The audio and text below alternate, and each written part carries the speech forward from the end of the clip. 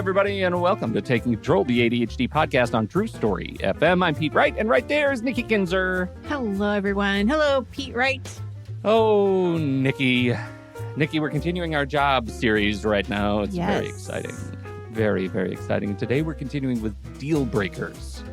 What are your deal breakers? Yeah, what are the deal? Where did this come from? This was kind of a follow-up to last week, which was the red flags. Red Right. flags to deal breakers. Right. And they both came from our monthly happy hour that we do with our community. And this was just another turn that conversation went towards. And that was about deal breakers. Because we talk about deal breakers around like relationships, like, oh, well, that's a deal breaker. You know, Yeah. I'm not going to go out with that person again. But we don't always necessarily look at jobs in that particular light. So Yeah. it'll be interesting Yeah. to see what people had to say. Yeah, I think so too. And boy, did they have things to say. They do. Melissa, Discord mom, put out the survey, and we heard things. So that's what we're going to hash out today. We're going to hash out our deal breakers and the deal breakers of the community, and there are some interesting ones. And I think this is not just a recitation of other people's complaints. I really hope when you're listening to this conversation, when you're listening to what your peers and colleagues in the community have said, I really hope you walk away thinking, oh yeah, I have one of these two, or they just said something that I really relate to, and maybe I should be aware of this in my next job hunt, or think of that. That's what we're talking. This is not just a Complainatron 3000 episode. So, because there are some really thoughtful things in here. Mhm. So that's what we're going to do. Before we get started, head over to Take Control ADHD, get to know us a bit. You can find us at Take Control ADHD everywhere we can think of to secure the name Take Control ADHD. You know, Facebook, Instagram, Pinterest, etc. You can jump into the Discord channel, takecontroladhd.com/Discord. That's our server. And you can, when you sign in there, you get access to the general community channel.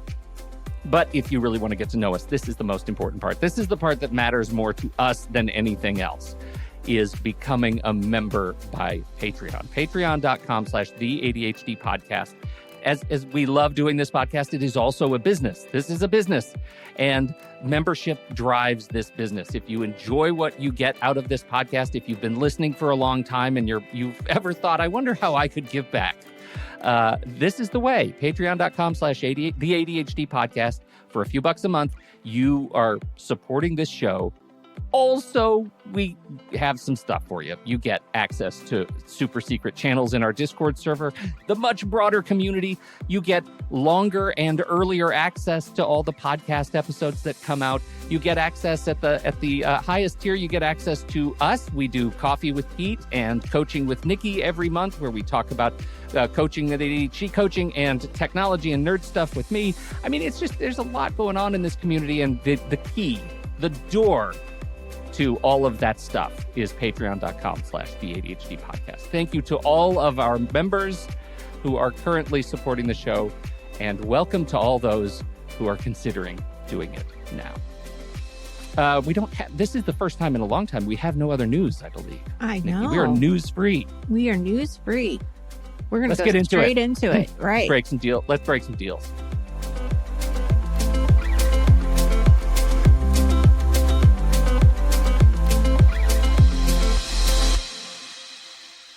First, as you know, I want to know, Nikki, what are your deal breakers?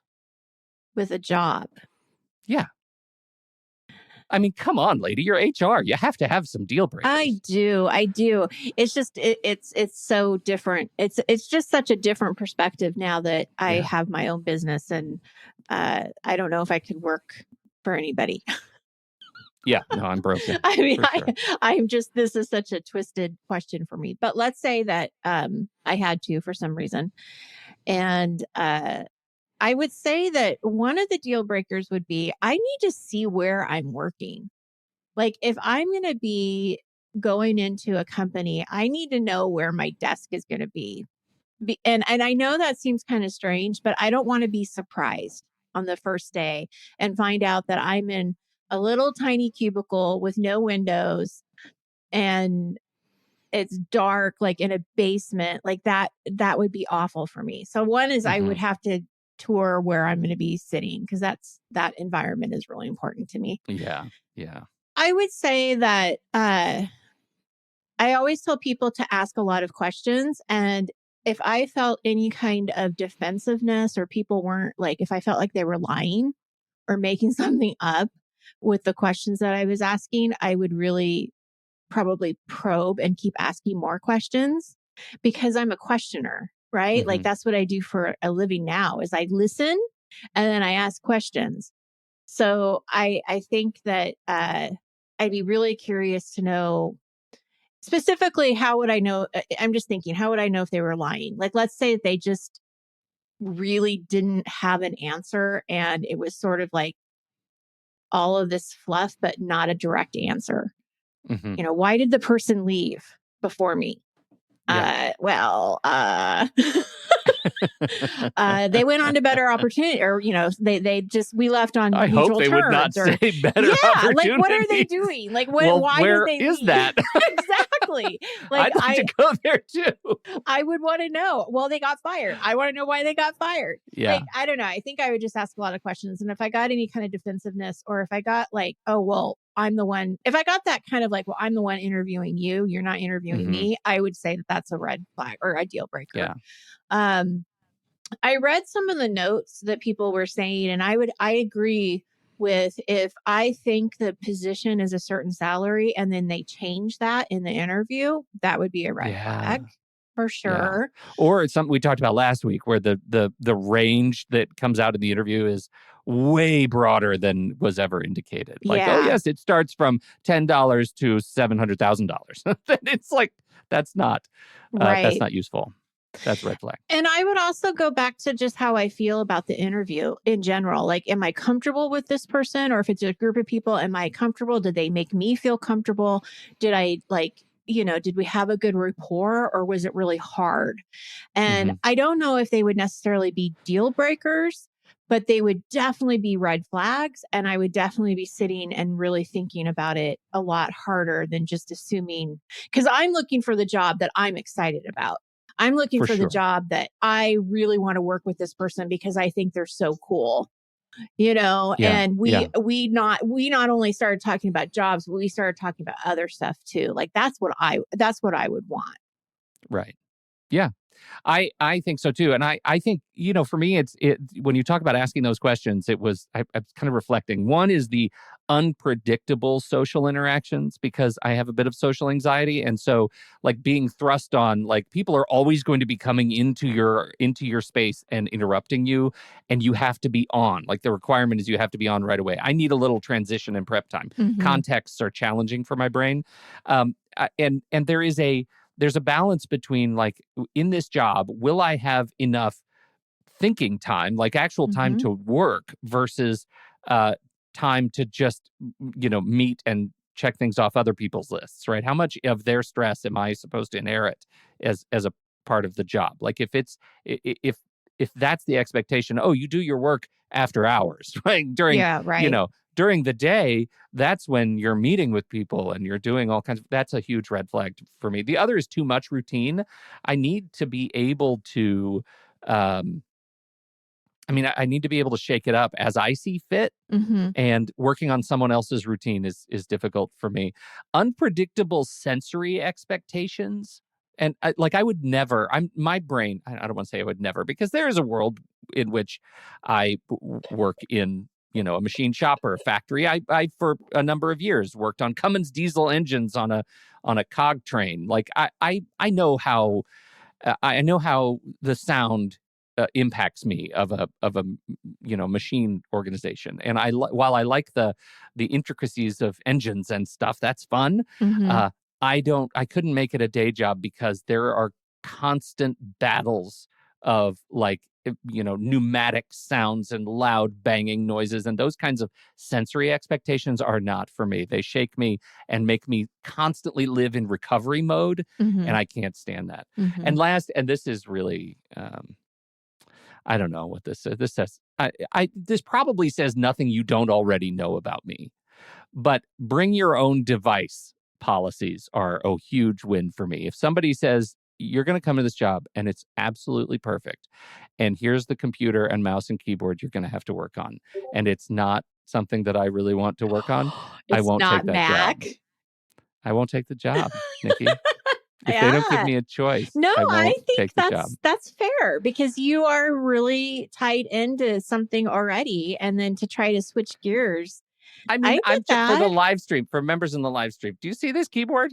Yes. This keyboard weighs like 4 Yes, it pounds. This does. is I can an tell. old school. It's like straight out of Severance, this Right. keyboard.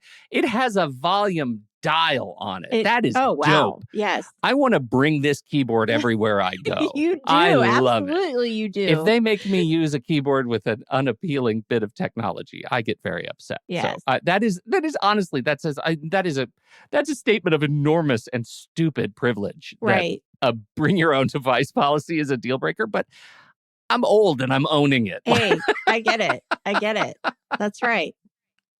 Yeah. So, okay. So that out of the way, shall we transition into this incredibly, I'm going to say, meticulously curated list of deal breakers? So a huge shout out to Discord mom Melissa, who collated and put together this whole list of all the things that you all sent us, Yes. members of the community who responded to this survey. This is fantastic, and I learned a lot. I did How would you like to start? Do you want me to start reading? Well, Shall I just start reading? I'll start reading the salary piece because those are like smaller, shorter tidbits. And then I'm Yeah, like, you do the longer ones. Oh, good. Okay. All right. All right. So with salary, I won't even apply for a position if it doesn't either have salary posted or at the very least an Indeed estimate. It's 2023. Let's stop pretending like we're not applying for jobs to make a living. The least companies could do would be to share expected salaries if they're either A, ashamed and don't think their salary is competitive enough to list, or B, want to see if they can lowball you on a salary. No thanks, not interested. What I think is kind of interesting is really like it doesn't matter if it's 2023 or if it's like 1908. We are looking for jobs to make a living. So it is a fair thing to say, how much money does this pay? How much am I getting to do this work? So yeah, I agree. I think it should be something that is talked about for sure. Yeah, for sure. Although in 1908, they also would pay you in fish and things, old milk and probably all that right, stuff. Milk and eggs. And, I don't know. But I absolutely agree with that, and I think that's the biggest problem I have right now is when you start surveying, like looking at this Indeed estimate, like looking at sites that somehow feel like they can hide the salary until you enter this new phase called salary negotiation, which is ridiculous. Why waste either of our time if we can just circumvent that part? Well, and this person hit the nail on the head. One is that the salary isn't competitive enough and they don't want to put it out there because they're afraid they're not going to get enough candidates. And second, they're right on. They're going to see if they can lowball you on a salary, because if you're asking for so much and they're willing to pay higher, they're not going to tell you that they're going to pay higher. So they're going to pay you with what you say. Right. So I it's true. I'm not going to lie. It's true. Yep. And part of it is and I know this I've hired people. You get people in the door by luring them for the perks of the job. And if they can make the job appealing enough, you will be more flexible in what you will take for the job. Absolutely. You'll be more flexible because the place is nicer. Right. And so they don't want to open with the money because that implies that money's the only reason you take a job. Right. And nobody wants that either. So it is a very difficult balance. And I think if you're looking for a job, you got to be aware of that too. Right. I once would have said, do you want to keep reading this because it's small? Yes. Okay. I like the small ones. Okay. I once have said I wouldn't take a job where my pay was based on strict client timekeeping. I'm better at timekeeping, but it's still not a thing I want to do. So like this person would rather work like a salary position. Salary. Yeah. Okay. Yeah. All right. Well, I'm not a good person to speak to that because I am you are all good client at timekeeping. Yeah. And you know what? Sadly, though, I really relate to this because I'm all client timekeeping too, and it kind of sucks. Like it doesn't work for me. The brain doesn't work. I've said many times, probably to you, I wish my entire career was a giant Patreon where I could just say, I love doing the work that I do for you. Please pay me what you think I'm worth. And don't do it all through Patreon because I don't want to talk about rates. I don't want to talk about hours, quarter hours, half hours. I don't want to do it anymore. I just want to do the work to solve your problems. And please pay me what you think I'm worth. I don't think I would be probably I don't know. My hunch is, and the sad fear is, I would not be paid enough. but but that is definitely I really relate to Yeah. this particular issue. It's hard for me. This is a huge Well, and I think challenge. where I do relate to this is that I know that there's particular types of jobs I don't want to do. And one is being in sales. I tried sales. I don't like sales. I don't like being in sales in my own company. I rely on Pete and Melissa to help me with that because I am not good at it. And so I get where you're going, like don't take a job just because maybe you have experience in it. Like do what you want to do Yeah. and what's important. Yeah. Okay, so it's a big no if the pay is mentioned, and then when speaking to a recruiter or talent rep, their range is different. Seems to generally be lower than what's stated. Absolutely agree. And this would be one of my deal breakers too. If Mm-hmm. you're flipping the job on me or the wage is different, then yeah, no go. Yeah. Yeah. A job isn't worth it if they are using salary versus hourly as a leverage tool to guilt or get free labor out of your employees. This is what I was talking about earlier, right? It's this idea of, oh, the work is done during these hours. That's when all the meetings are scheduled, but we still expect you to meet all of your responsibilities, Expectations. which require you to work off hours, Mm-hmm. but you're paid salaried, so don't worry about it. And they're going to say, well, you're getting a higher salary thinking that it's going to compensate for those extra hours. Yeah. But I bet you if you to really break it down, it isn't. It does not. I think that one of my deal breakers too, that I didn't say that this actually kind of reminds me of it, is the boundaries around time off. Like I've already, like in my own business, know that I don't work Saturdays and Sundays. And that's a pretty traditional way of work, Mm-hmm. right? I mean, I could do that differently if I wanted to, but I like having the weekends off because my kids have the weekends off and my husband has the weekends off. So it just makes sense. But that's another thing I would be looking at is that what kind of vibe can I get around that work balance and life Mm-hmm. balance? And what am I Mm-hmm. sensing? Because yeah, I agree. The salary versus salary, you gotta ask a lot of questions about that. Okay, let's transition into management and job requirements. Shall we do this? Yes. These are some more short ones. Do you want to keep? I'll do a just couple of knocking them these out? You're short doing ones. great. Thank you. Yeah. It's never okay for management to use performance reviews as a threat to get what they want. Oh, yeah. Have you experienced this? Well, I need to know more information because performance reviews are to help you understand how you're doing in the position, Mm-hmm. where you're doing really well, and maybe where you need some improvement. And it's also, geared to where do you want to go? Like, what are some goals if you want to get promoted or if you want to do something different? So I'm not exactly clear what you mean by using a performance review as a threat. Well, this is a mighty nice performance report I have here for you. It'd be a shame if something happened to it, right? Like I need you to come in on the weekend and do this.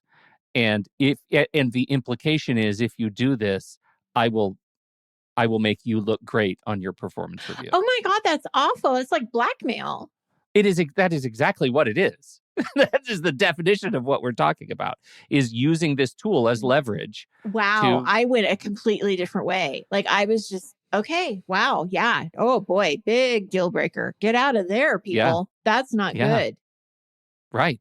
Yeah. And I think it has this is a thing that we were talking about, just the last bullet, right? Like figuring out what leverage looks like. And I think as human beings, when you're in the process, like when you're in the trench of interviewing, it's so easy to put down the visor of understanding that it's like I can make sense of why this potential manager, they're nice and charismatic and I like them and they're very kind to me, even though they say things that if I were not in this position of looking for this job or not in this position of trying to meet these goals, I would think is lunacy.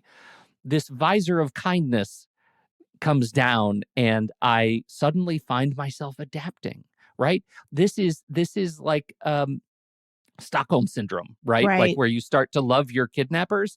It is that's that's what you have to fight. And I think that is a huge challenge to do when you're in the job. Lunacy is happening around you, and you have found a way to rationalize it as normal when it is not normal and it's not healthy. That's the deal breaker part. Can you adapt to that? Absolutely. Wow. And this is one that I can make sense of how you'd get to a point where you'd say, yeah, I'll come in on the weekend and thanks for looking out for me on that report. It's not okay. No, it's not okay. It's not. This is also not okay. I will seriously consider leaving a position when management is taking all credit for their employees' hard work and not giving any credit back to the employees. I would not only just consider it, I would leave. I would actually make a plan to start looking for another job. The reason I say that is it's not going to stop. If they did it once, they're going to keep doing it. And that is a terrible position to be in, I think. I would not be happy about that. It's super challenging, that one. Only because they're I don't know, because as soon as I start talking about it, it sounds like I am doing exactly what I just said not to do, which is rationalizing this kind of behavior. But from a hierarchical perspective, the CEO of the organization or the manager of a team, there are cases where a lot of people contribute to a project, and part of the function of the CEO is to be the representative figurehead of the success of that delivery, of that product, of that launch, of that project, whatever it is. Like, that's part of their job. And that is the result of years, maybe, of them working to that position, whatever the case may be. And I remember times where I've had to just sort of eat it, knowing that I'm part of a team that did something great and that this person is taking the more or less the kudos. The thing that I had in my back pocket is they never shied away from rewarding us directly for the job well done, right? Like, it was like the reward flowed down quite nicely, even if name recognition wasn't always present. Yeah, so, because I think that's so the much key. of this is relationship. It stuff, is about right, and context too, right? Yeah. I mean, but I think, I think the important piece is that I can be part of a team, but I would want you to recognize that it is that team, and not that, I came up with the great plan and the great ideas, and when actually there were all these people behind you that did it. Right. It's just having that recognition, I think, is important. I think so too, but this is why I kind of want to poke at it a little bit, because it's really easy to get your own brain wrapped up in I'm not getting enough credit for my hard work scenario. Yeah, that's true. When maybe it's you. Maybe you're the problem in this thing. Maybe you're fighting a fight that you're never going to win. And it would be so much easier if you just said, hey, I love what I did, and I love the people I did it with, and I recognize that part of their role is to accept the kudos on behalf of all of us. Right. The producer stands up and accepts the Best Picture award, not the director, not the writer, not the whatever. It's the producer of that. And they did not make the film. Yeah, right? That's a good point. That's the truth. That's a really good point. The producer gets it. They did not make the film. So that's my only caution is I know what it's like to get fired up and feel entitled. And I've been there. Yeah. And sometimes it's justified. And sometimes it's just not. Right. No, sometimes that's very fair assessment. Problem. Yeah. Good. All right. Now you go. Oh, okay. I told leadership years ago that I wanted to get into management. Since then, they've been giving me extra mentoring assessments and moved me into another position. Then, when an assistant branch manager position opened up, I asked if I should go for it, and they just said no. They could have said, apply, interview, and we'll see where that goes. But instead, it was no, don't even try. That really lit a fire under me to get out. Yeah, I think so. Right. I think so. I think there is the deal breaker for me is actually higher up in this one. It was years ago, right? Just years ago. I told them years ago that I wanted to do this, and extra mentoring assessments doesn't cut it. That is not a commitment to your growth. No, I agree. I agree. For whatever reason, they're not going to hire you for that job. And I wouldn't hold out for it any longer. I would be looking for something different. For sure. And this is kind of where the actions are speaking, not the words, but the actions. Yeah. And controlling your own rationalizations. Right. This is another one where it's so easy to get in your head and say, well, someday it'll happen. Someday. I've told them what I want. They'll look out for me. They probably aren't. Really? Like, it's a rare exception, I think. When there are obvious expectations that you must spend time together with your colleagues outside of work hours. Occasional functions are one thing, but asking for anything more than a sliver of personal time is an overstep. What do you think about this? I think it should be of choice. You know, when I was younger and I worked in a couple of different office situations, it was very common for us to go out after work for happy hour and enjoy each other's company. And it was a group of us and it was fun. And I never really looked at it as being a thing I had to go to.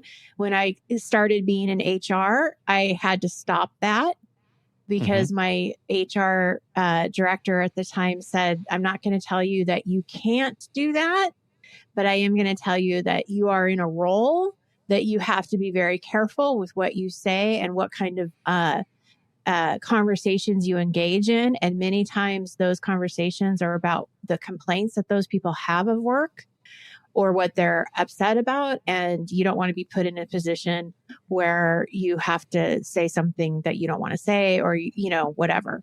Great advice. Because as an HR person, you have to stay neutral. And I didn't take that as bad. It was like, that was the role I was accepting. And, you know, I understood what it was. I also think that there's some people who do a lot of work outside of, like, a lot of social functions out of work because they have to. It's part of their role. I have a friend of mine who is a vice president of a company, and it's a management company or a hotel management company. And she is always doing things outside of work.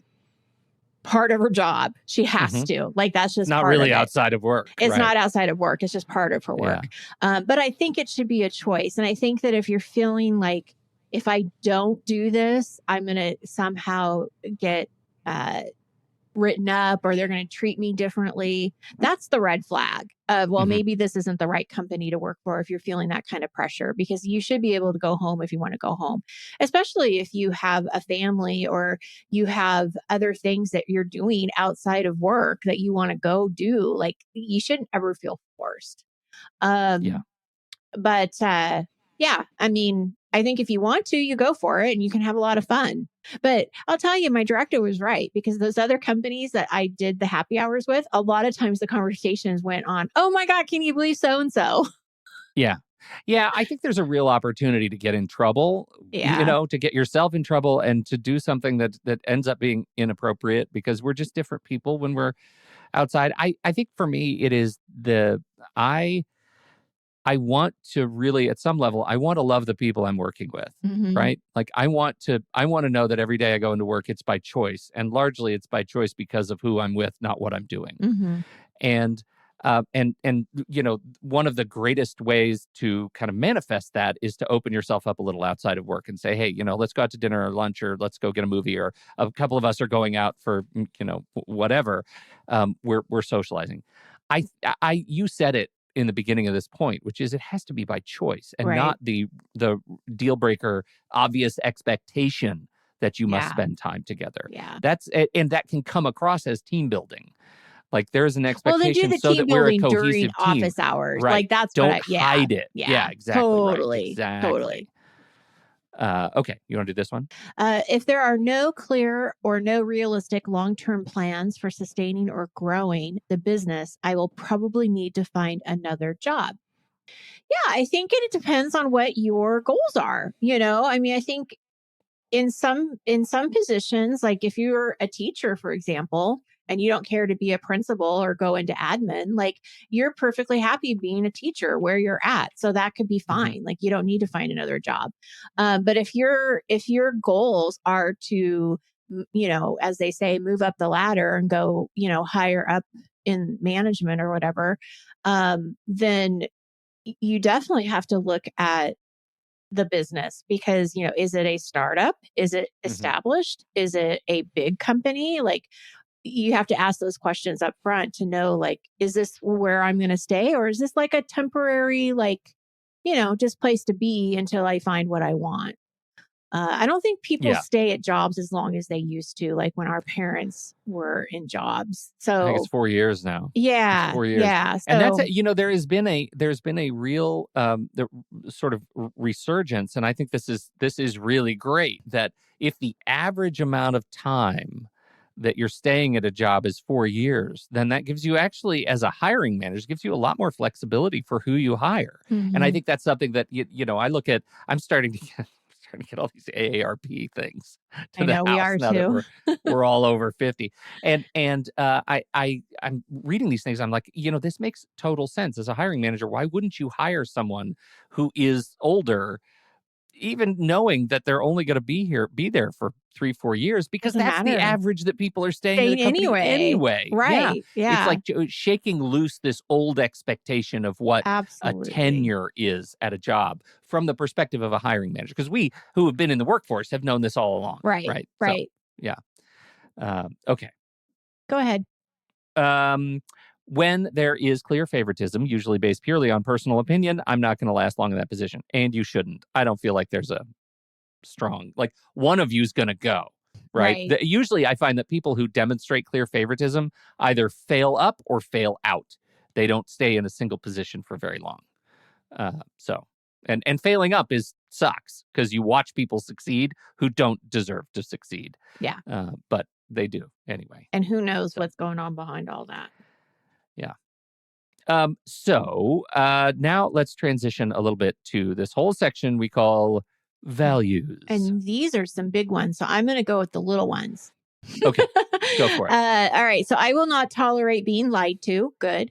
Whether on something relatively inconsequential or something that's clearly a big deal. Yeah, I agree. Like those little lies are not good.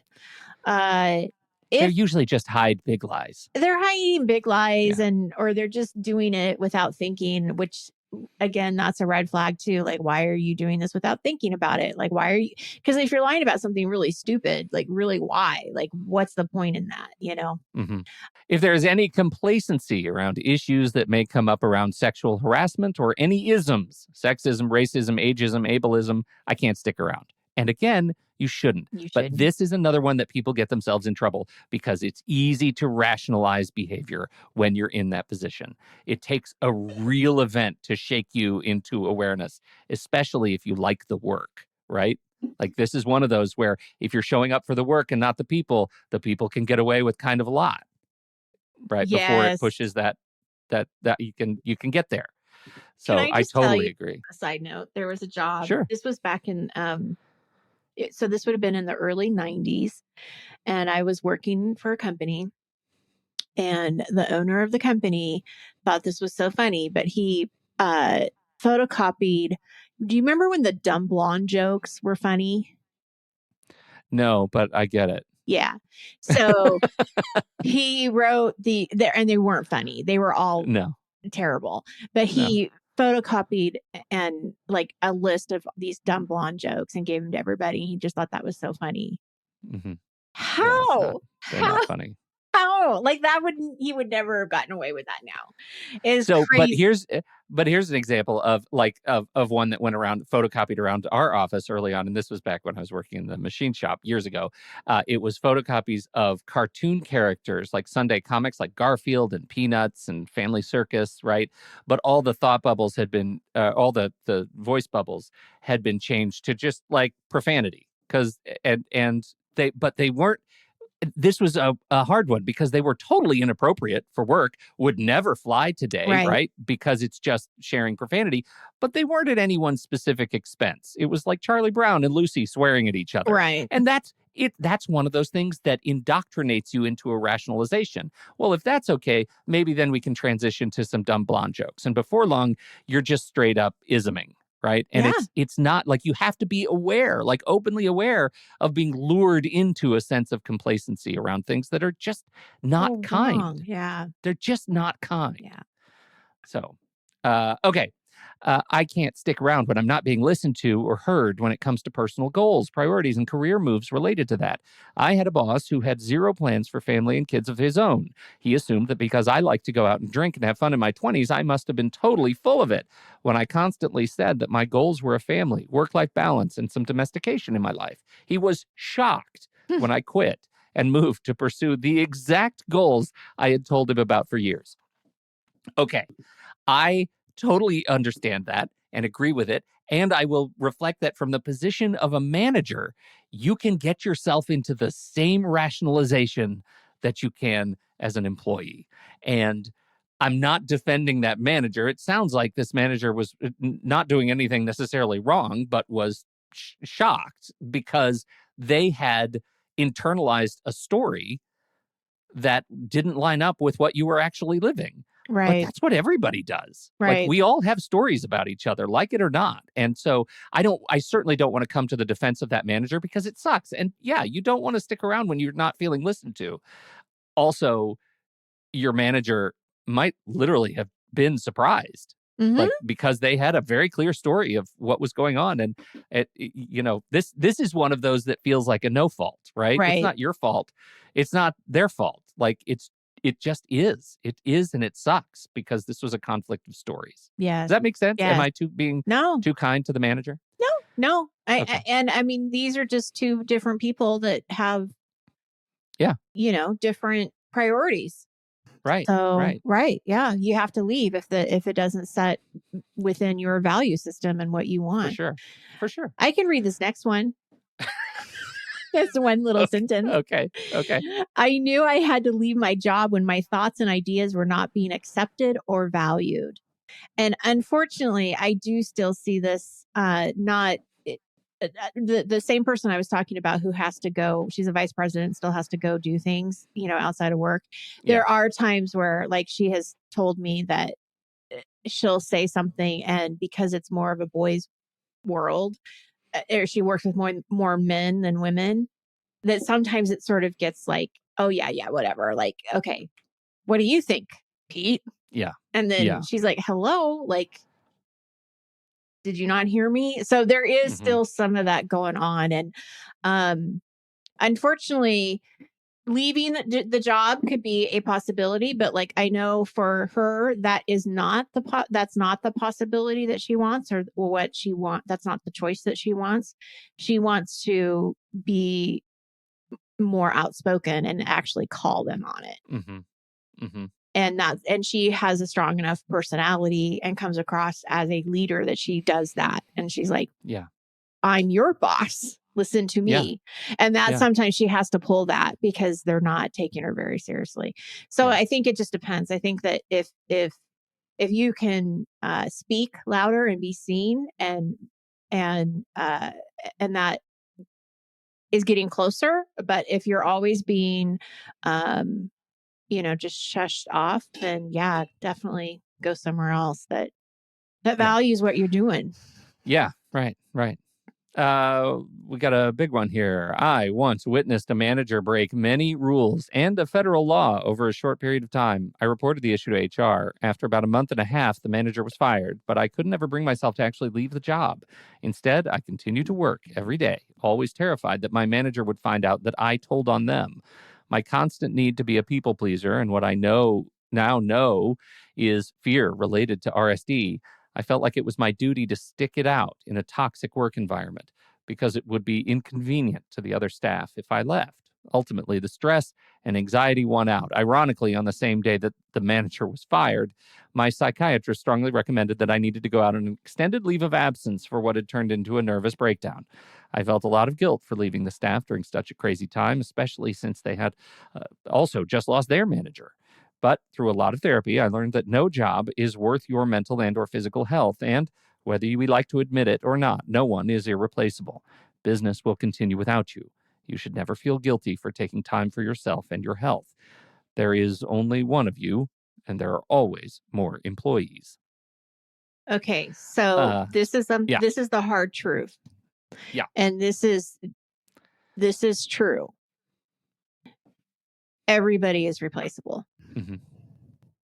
Yeah. And so there is no reason to stay in a job for the loyalty of you feeling bad because it would leave them in a bad position, or to don't not leave a job because other people have left the job recently. And that's even giving them even more shorter staff. Like, if it's not the right job, leave. I mean, if you're feeling, don't do it out of the sake of the company. Yeah. They will figure it out. And,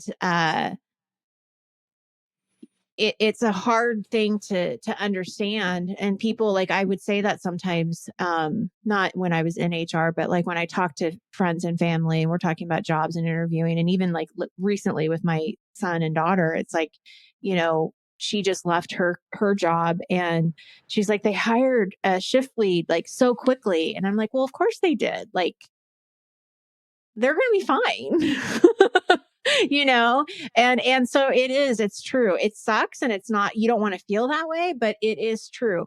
But it also means that you can replace the job. You may be replaceable at the job, but you also can replace the job with another one. So it goes both ways. Like, it's not you personally. It's yeah. It's that you don't exist for that function.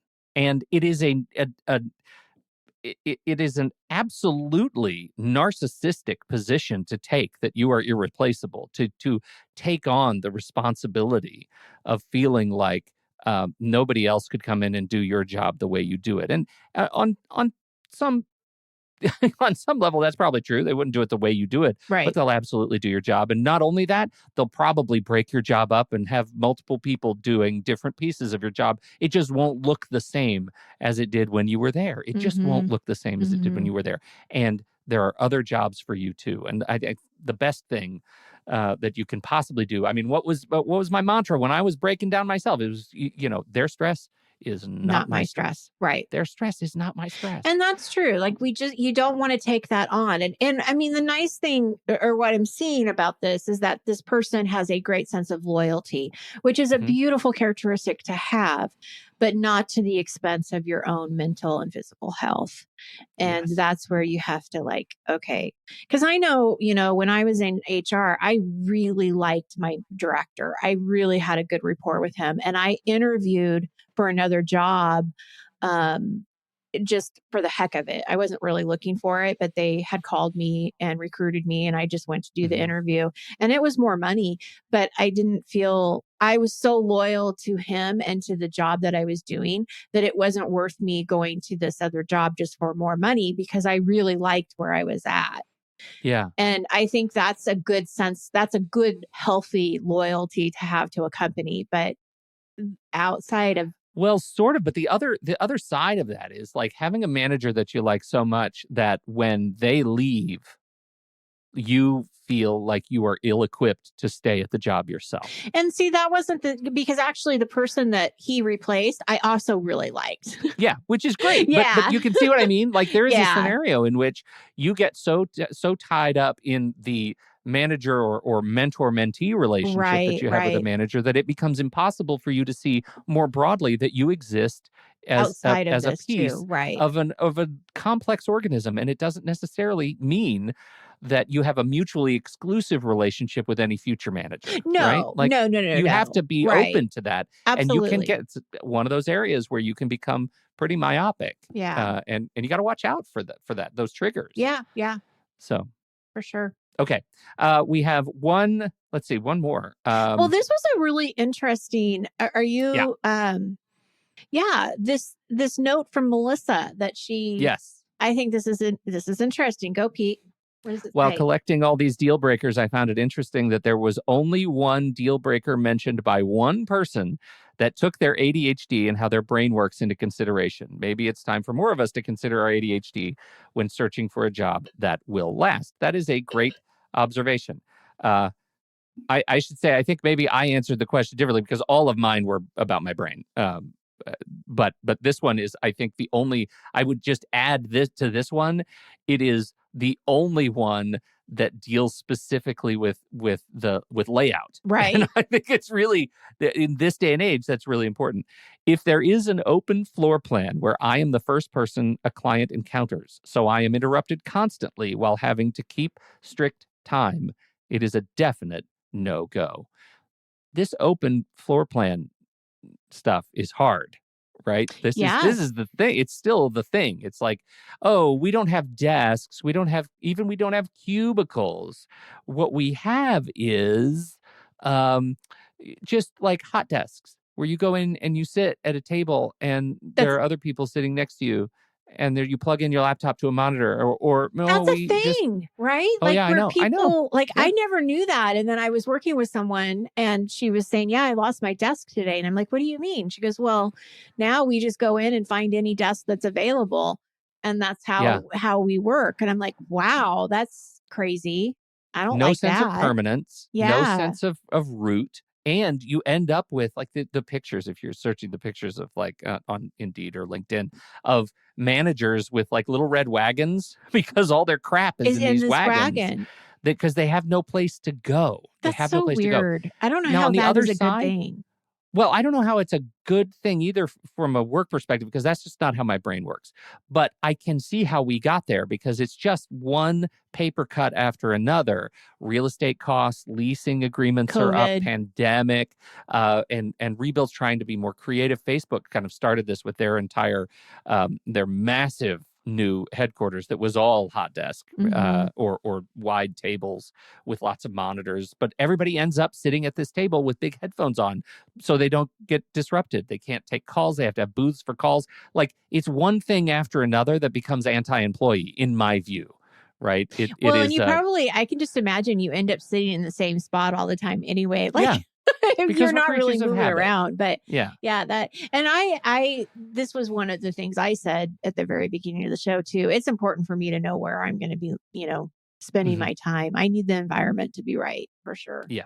Yeah, I think so too. So that is a rough one, and Yeah. I think open floor plan. But the other side of that is, people who go in with an expectation of some sort of remote work, and that's another line that more and more managers and companies are starting to draw. Right. That this is not a remote job, or I mean, I think Elon Musk is kind of on one side of it by not only rescinding work at home after early, but being such an antagonist for work from home that everybody is like really name calling people who want to work at home. Yeah. um, uh, versus the other side, which is companies that are entirely distributed. Right. And both of us work, From our home. organizations are entirely distributed. Everybody we work with is remote. Right. So, it can work both ways. But I think it's important to know yourself well enough to see Hmm. that coming.